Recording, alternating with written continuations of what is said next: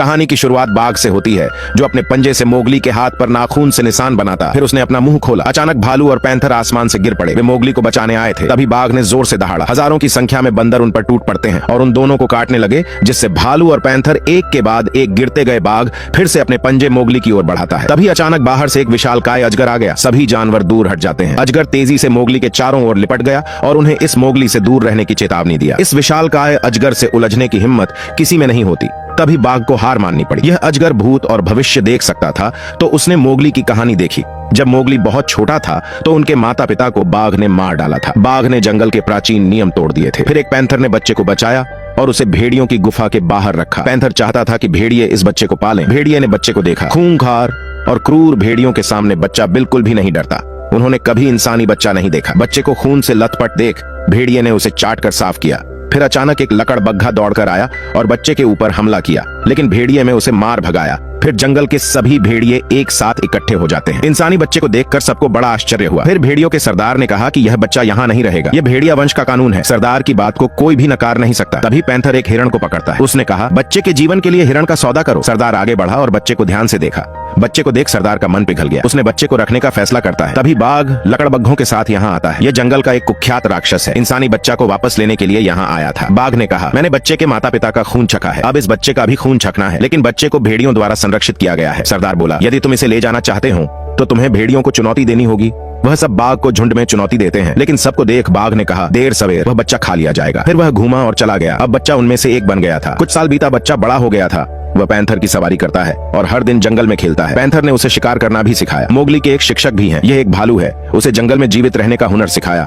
जंगल में हर कोई शिकार बन सकता है। केवल रनिंग टेस्ट पास करके ही आप भेड़ियों के झुंड में शामिल हो सकते हैं। तभी मोगली बंदरों की ओर आकर्षित होता है। उसे लगा कि यह मजाकिया है, लेकिन भालू ने उसे बताया, बंदर बहुत खतरनाक होते हैं, उनसे दूरी बनाए रखना। घर के रास्ते पर उन्हें एक मरी हुई भैंस मिली। इसका मतलब है कि बाघ वापस आ गया है। अब जंगल में युद्ध छिड़ने वाला है। भेड़िया कबीला फिर से इकट्ठा होते हैं। उन्हें डर है कि इससे ज्यादा इंसान जंगल की ओर आकर्षित होंगे। मोगली को बाघ को देना चाहिए। सरदार ने पहले ही अपने मन में एक निर्णय ले लिया था। मोगली केवल तभी बच सकता है जब वह परीक्षा में पास हो जाए। भालू ने मोगली का ट्रेनिंग शुरू कर दिया। बार बार पेड़ से नीचे गिरता रहा। तभी मोगली ने हार नहीं मानी। ट्रेनिंग जारी रखी और आखिरकार उसने डाली पकड़ ली। कुछ दिन बाद मोगली पानी में मछली पकड़ रहा था। अचानक उसने देखा कि मछलियां सभी अलग दिशाओं में भाग रही थी। उसने ऊपर देखा, यह बाघ था जिसने अभी अभी खाना खत्म किया है। वह पानी को अपने खून वाले मुंह से चाटने लगा, जिससे खून पानी में फैल जाता है। मोगली ने बुरी तरह अपनी सांसें रोक लीं, लेकिन मुंह से बुलबुले सीधे ऊपर जाने लगे, जिससे बाघ का ध्यान खींचा। बाघ ने मोगली को देख लिया, लेकिन नहीं देखने का नाटक किया। मोगली तुरंत ऊपर आ गया और अपनी जान बचाने के लिए जल्दी से भागा। बाघ बिल्कुल पीछे पीछे आता है, लेकिन दो पैरों वाला लड़का बाघ से कैसे आगे निकल सकता है। तभी मोगली घबराहट में जाल में गिर गया। एक तेज चीख पैंथर के कानों तक पहुंची। उसे एहसास हुआ कि मोगली खतरे में है। जाल में फंसा मोगली बहुत भाग्यशाली था। वह उस नुकीले लकड़ी पर नहीं गिरा। तभी बाघ ऊपर से गुजरा है। फिर एक लंबी सी चीज अंदर आई।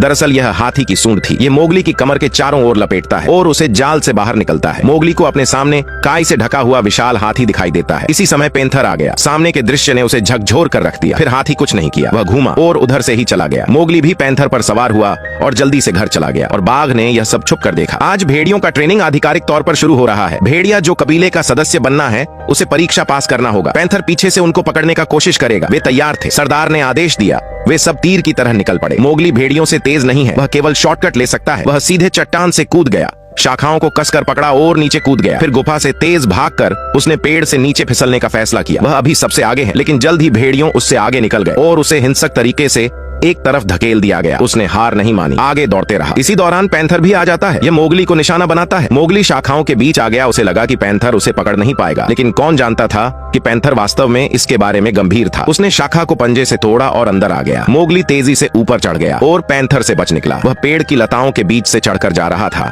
फिर चट्टान पर कूद गया। वह फिनिश लाइन तक पहुंचने ही वाला था, लेकिन तभी पैंथर ने मोगली को नीचे गिरा दिया। यह जानबूझकर ऐसा करता है क्योंकि मोगली को भेड़ियों के झुंड में शामिल ना हो सके। वह तभी सुरक्षित हो सकता है जब वह इंसानी बस्ती में लौट जाए, लेकिन वह नहीं हुआ जो मोगली चाहता था। वह बहुत दुखी है। फिर वह नदी के किनारे अकेले बैठा रहा। फिर उसी शाम भेड़िए शिकार पर निकले हैं। इनका शिकार हिरण थी। सरदार उछला, लेकिन उसे पकड़ नहीं सका। यह अपने जीवन में पहली बार असफल हुआ है। भेड़िया कबीले के कानूनों के अनुसार यदि सरदार विफल हो जाता है तो वह दूसरों भेड़ियों की चुनौती स्वीकार कर लेगा। जो भी इसे हराएगा वह नया सरदार बनेगा। बाघ यहाँ शो देखने आया था। वहाँ भेड़ियों ने पहले से ही हमला करना शुरू कर दिया, लेकिन सरदार अभी भी बहुत भयंकर है। वे सरदार को हराने के लिए केवल पहिया युद्ध का उपयोग कर सकते हैं। मोगली ने बाघ की बुरी नजर देखा। वह तुरंत समझ गया कि यह सबको अलग थलग करने की बाघ की चाल थी। मोगली मदद के लिए आगे बढ़ना चाहता था, लेकिन भालू ने उसे रोक दिया। तभी मोगली इंसानी बस्ती से आग उठाकर भेड़ियों की ओर तेजी से भागा। सरदार पहले से ही जख्म से भरा हुआ था। सौभाग्य से मोगली समय पर आ गया। हाथ में मशाल लहराते हुए भेड़ियों का आक्रमण रोका और उसने बाघ को भगा दिया। मोगली भेड़ियों के लिए इंसानी हथियार लाया, इसलिए सरदार के पास मोगली को यहाँ से भगाने के अलावा कोई विकल्प नहीं था। वह अंदर से बहुत दुखी था। मोगली सीधे इंसानी बस्ती की ओर दौड़ा, हाथ में मशाल लहराते हुए सबको दूर रहने को कहा, लेकिन उसे डंडे से मारकर गिरा दिया। मोगली को इंसानों ने पिंजरे में डाल दिया। उसे आजाद होना था। उसने पागलों की तरह रेलिंग पर मारना शुरू कर दिया, यहाँ तक कि उसने अपने मुंह से रेलिंग को काटने लगा, जिससे वह बहुत थक गया। अचानक कोई उसके लिए खाना लेकर आया। मोगली आगे की ओर झुका और सूंघा, बस मांस का एक टुकड़ा उठाया और तुरंत थूक दिया। उसे इंसानों का खाना पसंद नहीं आता। कई बच्चे आए और उस पर हंसे और मोगली को छड़ी से मारा। वह पागलों की तरह चिल्लाया, सबको डरा कर भगा दिया। रात में पैंथर आता है। यह यहाँ मोगली को बचाने के लिए नहीं आया, बल्कि उसे समझाने आया था कि तुम्हें इस इंसानी बस्ती में रहना होगा, तुम्हारे जान को खतरा है। ये कहकर जंगल में वापस लौट गया। अगले दिन जेल का दरवाजा खोला गया। मोगली बाहर आया। फिर किसी महिला ने उसके शरीर को साफ किया और उसे जूते पहनाए। मोगली धीरे धीरे इंसानी जीवन में शामिल हो गया है। शिकारी ने मोगली को एक चाकू भी दिया। अपनी सुरक्षा के लिए इसे अपनी छाती पर लटका लिया। उस दिन एक भेड़िए को मोगली मिल गया। उसने बताया कि बाघ ने सब कुछ अपने कब्जे में कर लिया।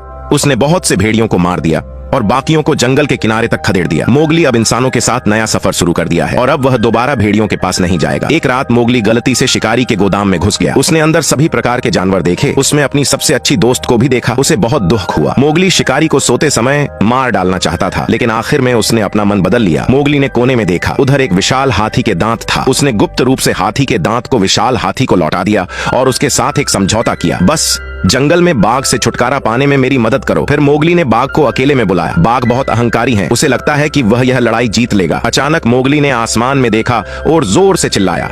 फिर दर्जनों हाथी जंगल से आए। तभी लकड़बग्घा अपनी दुम उठाकर भाग गया। तभी बाघ मोगली पर झपटा, लेकिन उसे हाथी द्वारा फेंक दिया गया। बाघ को घेर लिया गया। भागने का कोई रास्ता नहीं था। मोगली ने चाकू से वार किया और उसके पीठ पर कूद गया, लेकिन एक लड़का बाघ का मुकाबला कैसे कर सकता है। मोगली सीधे नीचे गिरा। बाघ ने झपटा मारा, लेकिन मोगली बच गया। वह तेजी से पेड़ पर चढ़ गया। बाघ बहुत खूंखार था। उसने लगभग उसे पकड़ लिया था। तभी मोगली दूसरी शाखा पर कूद गया। बाघ हवा में उछला, लेकिन उसे पकड़ने में असफल रहा। वह गिरकर पेड़ में फंस गया। मोगली ने मौका पाकर चाकू निकाल लिया। नीचे आकर बाघ को जोर से छुरा मारा।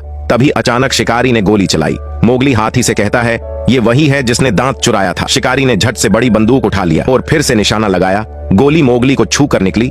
दूसरी गोली चलाने ही वाला था कि एक विशालकाय हाथी ने उसे टक्कर मार दिया। बाघ भी मोगली पर झपटा। सौभाग्य से भेड़ियों के सरदार ने समय पर बचा लिया, लेकिन बाघ अभी मरा नहीं है। इस समय मोगली के सभी दोस्त आ गए। बाघ के पास जंगल में भागने के अलावा कोई विकल्प नहीं था। सरदार की गंभीर चोटों के कारण मृत्यु हो गई। मोगली चाकू उठाता है और जंगल की ओर बढ़ा। उसने बाघ को देखा। बाघ ने अपनी आखिरी ताकत से संघर्ष किया, लेकिन मोगली ने चाकू मारकर हत्या कर दिया। बाघ और शिकारी दोनों मारे गए। मोगली को भेड़ियों से मंजूरी मिलती है। भेड़िया झुंड का नया राजा बन गया।